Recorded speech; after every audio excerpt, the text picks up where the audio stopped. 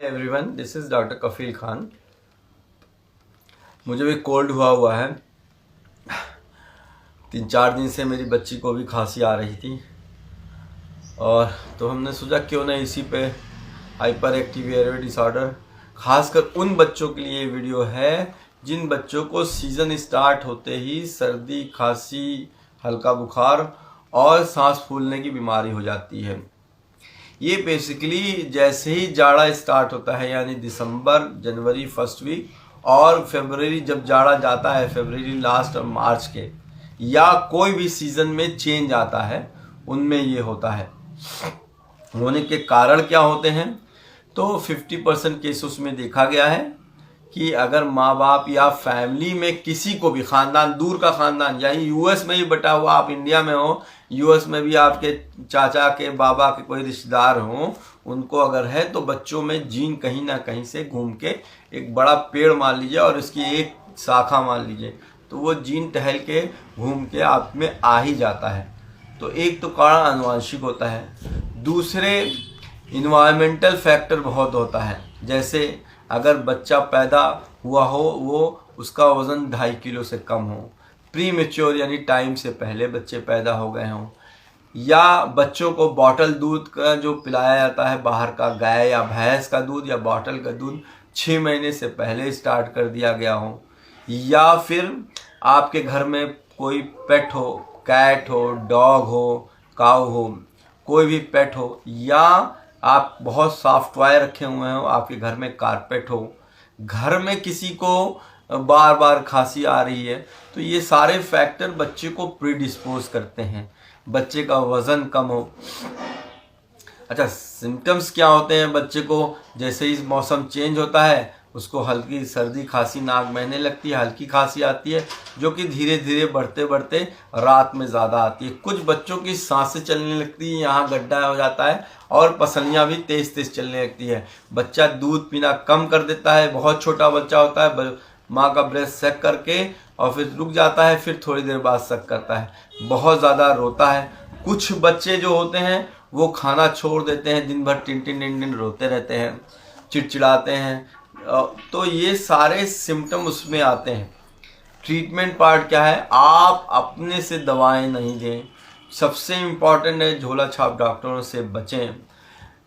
जो main modalities of treatment है उसमें सिरप के साथ साथ कुछ इन्हेलर्स आते हैं। सिरप तो आप देते हो, लेकिन इन्हेलर्स कुछ यहाँ के नॉर्थ ईस्ट में एक भ्रांतियाँ आ जाती हैं कि कई बार मैंने खुद देखा है कि मैं इन्हेलर रिकमेंड कर देता हूँ, घर जाके दादी या आस पड़ोस के लोग समझा देते हैं, अरे ये बूढ़ों की बीमारियाँ हैं, बूढ़ों का इन्हेलर है, ये बच्चों में कैसे यूज़ किया जा सकता है, तो इसको लगाओगे तो इसकी आदत पड़ जाएगी। तो इसके लिए मैं आपको 3 बात सबसे इम्पॉर्टेंट बता देता हूँ। जब भी बच्चे को, आपको एक बार भी खांसी आती है, जो दवा डॉक्टर ऐसे बच्चों को देते हैं उसमें यूजुअली स्टेरॉइड इन्वॉल्व होता है। आप 1 हफ्ते अगर स्टेरॉइड खिलाते हो, वो करीब करीब, अगर एक 15 किलो 10 किलो का बच्चा है तो उसको रोज 10-15 मिलीग्राम की स्टेरॉइड खाते हैं, तो 1 हफ्ते में 100 मिलीग्राम से ज़्यादा हो जाती है। पहली बात, एक 100 मिलीग्राम स्टेरॉइड अगर आप हर हफ्ते दे रहे हो, और यूजुअली इन बच्चों को हर महीने 2 महीने पे ऐसा हो जाता है, तो साल भर में आप 500 मिलीग्राम से ज़्यादा स्टेरॉइड दे देते हो। दूसरे, ये जो स्टेरॉइड होते हैं इमीडिएट रिलीफ आपको दिला देते हैं। जब आप स्टेरॉइड बंद कर देते हो तो दोबारा बच्चे को खांसी सर्दी हो जाती है। इन इन्हेलर्स में जो ये नई टेक्निक आ गई है, इन इन्हेलर्स में फ़ायदा ये होता है कि ये माइक्रोग्राम में होते हैं। आप कोई भी जो स्टेरॉइड देते हो, पहले मुंह में जाता है, फिर पेट में जाता है, फिर वो खून में आता है, फिर वो जाके लंग पे, जहाँ पे काम करना उसको होता है, वहाँ होता है। आप ऐसे समझिएगा, कहीं आपको घाव हुआ हो, वुंड हुआ हो, वहाँ पे अगर आप मलहम लगाओगे तो जल्दी ठीक होता है। इसी तरह ये इन्हेलर डायरेक्ट लंग में जब यूज़ कर लेते हैं तो आपको वो ज़्यादा इफेक्टिव होता है। दूसरी, ये 200 मिलीग्राम 100 मिलीग्राम में आते हैं। 1 मिलीग्राम में 1000 मिलीग्राम होता है। 1 मिलीग्राम में 1000 माइक्रोग्राम होते हैं। तो अगर आप सुबह शाम 100 माइक्रोग्राम यूज़ कर रहे हो तो एक दिन में 200, पूरे महीने में 6000 और पूरे साल में 60,000 माइक्रोग्राम यूज़ कर रहे हो। यानी कि आप कुल मिला के 60-70 मिलीग्राम पूरे साल यूज़ करोगे तो होगा।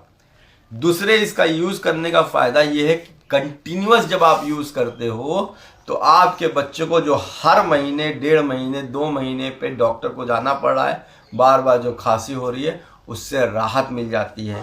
तीसरा सबसे इम्पॉर्टेंट फ़ायदा इसका है कि इसके यूज़ होने की वजह से बच्चों में जो साइड इफ़ेक्ट्स देखे गए हैं स्टेरॉइड के, वो नहीं, निग्लिजिबल हैं और नहीं पाए गए हैं। तो ये सबसे इम्पॉर्टेंट है बच्चों को वो इनहेलर्स यूज़ करना। जो ये भ्रांतियाँ हैं, जो गलत बातें फैलाई जाती हैं कि ये बूढ़ों का है और इसे नहीं यूज़ करना चाहिए, बच्चों को आदत हो जाती है, उनके लिए है। आपको एक बात और मोंटी ल्यूकास के बारे में बताएंगे। कुछ डॉक्टर आपको हाँ आपके लिए बेटा आपको दिखाएंगे। आपको मोंटी ल्यूकास जो लिवोसिट्रिजिन का हाँ यहाँ लगा के दिखा देंगे बेटा, आपको दिखाएंगे। यूज़ करने के लिए ये बहुत बच्चों का फ्रेंडली ये इंस्ट्रूमेंट है, बहुत छोटा है, हैंडी है।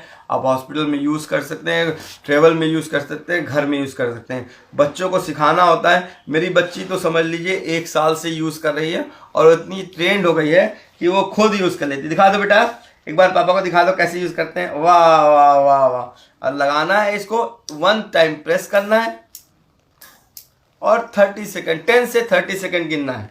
खुद बच्चे जो है इतने फ्रेंडली होते करते हैं। आप जो नेबुलाइजर करते हो वो 20 मिनट चलता है और वो 20 मिनट तक बच्चा रोता रहता है। अब नीला वाला कर दे, नीला वाला कर दे, नीला वाला कर दे, नीला वाला कर देना। हाँ छोड़ो, लगा दे, पापा लगा दे, पापा लगा देंगे। ज़ैबलीना खुद से कर लेगी ना।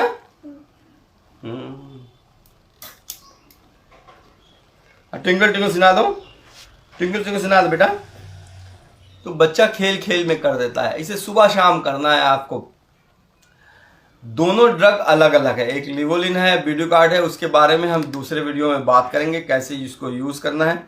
अभी तक बस ये इस मैकेनिज्म में देखिए अलग अलग के तरह के कंपोनेंट होते हैं। जो ये इंस्ट्रूमेंट है ये आप बच्चों में 4 साल तक यूज़ करते हैं। ये थोड़ा अगर बच्चा हो, जैसे इस बच्चे के उम्र के बच्चे जो 4 साल से ऊपर होते हैं, उनको ये मास्क निकाल के वो यूज़ कर सकते हैं। और थोड़े बड़े बच्चे हैं जो 8 साल से ऊपर है, वो डायरेक्ट यूज़ कर सकते हैं। आगे ऐसे कर सकते हैं, 8 साल से ऊपर डायरेक्ट यूज़ कर सकते हैं। बैठ जाओ। तो सबसे पहले मैं ये बताना चाहता था कि जो recent all over the world जो रिकमेंडेड टेक्निक्स है और दवाएं हैं वो इनहेल फॉर्म में, एरोसॉल फॉर्म में लंग को डायरेक्ट डिलीवरी के सिस्टम के द्वारा दी जाती हैं और इससे बच्चा आपका होता है। अब आप ये तो ड्रग्स के बारे में हो गया। और हाँ, मोंटी ल्यूकास लिवोसिट्रिजिन मैंने बताया सिर्फ 7 दिन यूज़ करना है, लिवोसिट्रिजिन 7 to 14 डेज। और अगर प्लेन मोंटी ल्यूकास यूज़ करना चाहते हैं तो 3 to 6 मंथ तक आप यूज़ कर सकते हैं, वो कोई उसका साइड इफ़ेक्ट नहीं है। इसके अलावा बचने के लिए भी आपको कुछ करना पड़ेगा, जो आपको मैंने कारण बताए हैं, जैसे पेट्स हैं, कारपेट्स हैं, सॉफ्ट टॉयज़ हैं, कोई भी ऐसा स्वेटर है जिसमें रोए निकलते हैं, या कोई ऐसी चीज़ है जिससे रोए निकलते हैं, धूल धक्कड़ पेंट जब हो तो बच्चों को दूर रखा जाए। किसी भी लोगों को घर में अगर सर्दी खांसी बुखार है तो उससे बच्चों को थोड़ा दूर रखा जाए। सबसे इम्पॉर्टेंट है छोटे बच्चों को लेके किसी भी बच्चे को हॉस्पिटल में विजिट सिर्फ इम्यूनाइजेशन के टाइम करिए, वैसे मत करिए। इम्यूनाइजेशन की बात आई तो सबसे इम्पॉर्टेंट है हर बच्चे को हर टीका लगाना ज़रूर। गवर्नमेंट जो टीका लगाती है वो सारे टीके लगवाने हैं।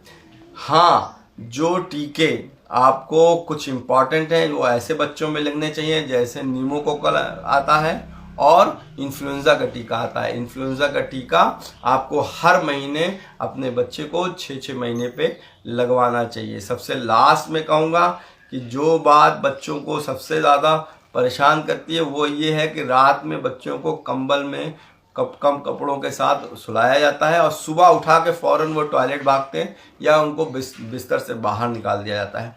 तो ऐसे बच्चों को सबसे ज़रूरी है कि बिस्तर से निकालने, बेड से निकालने से पहले अच्छी तरह कपड़े पहना दीजिए। टोपी और मोज़ा बहुत ज़रूरी होता है, वो पहनाइए और तब बच्चे को बाहर निकालिए। Thank you. कोई क्वेश्चन अगर आपको होता है तो आप मुझे फेसबुक डॉक्टर कफील खान, रियल डॉक्टर कफील खान और डॉक्टर कफील खान फेसबुक, ट्विटर और यूट्यूब पे पूछ सकते हैं। Thank you.